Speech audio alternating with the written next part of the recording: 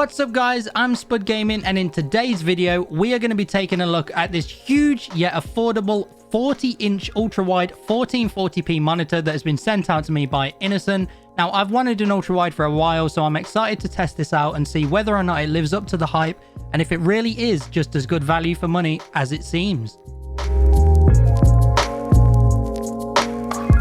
So as I'm sure many of you know, ultra-wide monitors can come in various different forms, just the same as regular monitors. They come in many different sizes, they can be curved, flat, different resolutions, refresh rates, but the monitor we're going to be looking at today boasts some pretty impressive specs whilst coming in at a fairly reasonable and affordable price. So, is it too good to be true, or does this monitor really give you very good value for money? Now, those of you who are already subscribed to the channel may have seen my previous YouTube video where I completely redid my monitor setup using the ultra-wide from Innocn, and if you haven't seen that yet, I'll have it linked up here so you can check it out if you want to. But I didn't really go into very much detail about the monitor itself because I was going to be doing this review. So what I'm going to do today is get it out of the box, we'll take a look at the physical specs, and then once it's hooked up in the setup, have a look at how it actually performs and see whether it really is such good value for money. So here we have the Innocn 40C1R ultra-wide monitor. Opening up the box, you see we get a few little bits and bobs included. You get this DisplayPort cable, which you will need to use to connect to the PC if you want to achieve the 144Hz output from the monitor. You also get the power cable, which for me, I had to import this monitor from Europe, so the plug is actually made for European outlets, which meant I needed an adapter to use it in the UK, but these are fairly easy to get a hold of. I ended up picking one up on Amazon for about £10 or so. Next up, we have the base plate for the monitor stand, and the first thing that you notice about this is the weight. This thing is fairly heavy and it is made of a solid metal, and it certainly feels nice and sturdy, which is good because you don't really want your monitor toppling over just after you've set it up. Diving deeper into the box, next up we have the stand for the monitor itself. Again, this feels nice and premium, which you would want for a monitor of this size. At the top you have the metal bracket which attaches to the back of the monitor, and on the bottom the slots for the base plate. The stand also has a hole in the middle to run your cables through to keep them tidy, which I think is a nice touch. And then finally, and most importantly, we have the monitor itself, which is certainly very sizable. So let's get this out of the box and take a proper look at it. Now, putting the monitor stand together is very simple. As you can see, on the base plate is this metal piece which juts out, and then on the bottom you have this single large screw, and you just simply grab the other section of the stand and, easy as you like, slot it over the metal piece like so. And then once you've made sure that it's properly connected, all you need to do is tighten up the screw on the bottom and you're ready to go.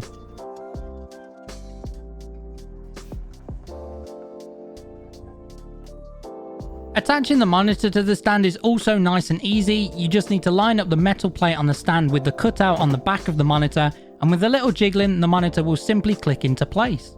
The stand allows for plenty of motion, including tilt, swivel, and you can also raise the height up and down to your liking. In terms of connectivity of the monitor, you get two HDMI ports, a display port, a USB Type-C, and a 3.5mm audio jack. And you also have all the menu control buttons on the underside as well. The monitor is also VESA mount compatible if you wanted to wall mount it, which is what I'm going to be doing with mine. Okay, so now let's get this monitor hooked up in my setup so that we can test out the performance.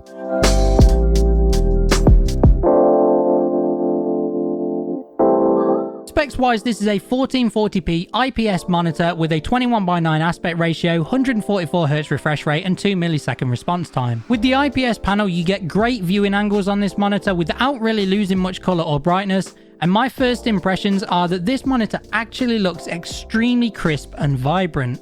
I tested out 3 games using the monitor, including everyone's favorite Minecraft, running at full graphics settings with some high-end textures and shader packs to really put the monitor through its paces. It performed extremely well without any input lag really noticeable, and the game ran very nicely. The image was very fluid and vibrant, and overall a pleasure to look at. I also played through a couple of other games, including The Forest, again with the settings turned up as high as they could go, and once again the game looks stunning with the scenery really popping throughout.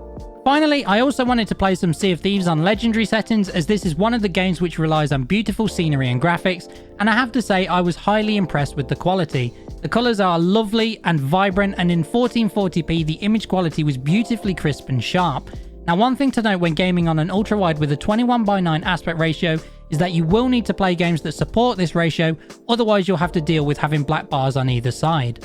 As I mentioned, this monitor is 144Hz, but you will need to connect via DisplayPort to achieve that. It also supports AMD FreeSync, so the monitor can match up with your GPU output to give you that smooth and fluid experience when gaming. The monitor also supports HDR 400 with a 500 nits brightness to really bring out the best in color performance, and as you can see, it really delivers a lovely vibrant image, which is something that I personally am a huge fan of. But whilst gaming is very nice, the main thing I'm going to be doing on this monitor is editing videos and photos. Booting up DaVinci Resolve, the first thing I noticed is just how much screen real estate there is to play with. I'm able to fit most of my video timeline onto the screen and easily work with everything I need right there in front of me. Coupled with the color and picture quality, this is going to make video editing a much easier and more pleasant experience, which I'm very happy about, as normally I find it a long and tedious job to do. So overall impressions of this monitor are that it delivers on the high-end specs that it promises, giving you some gorgeous colors and picture quality whether you are gaming, editing, watching videos, or just admiring some wallpaper engine wallpapers. Most monitors that deliver this combination of size and specs come in a much higher price, but with the $600 price tag of this particular monitor, I can safely say that this achieves its goal of being one of the most value for money and more affordable ultra-wide monitors on the market. So there you have it. I hope you found this video helpful and enjoyable, and if you did, please leave a thumbs up and help support the channel. And if you want to keep up with more content like this, also think about subscribing, as I have many more videos on the way.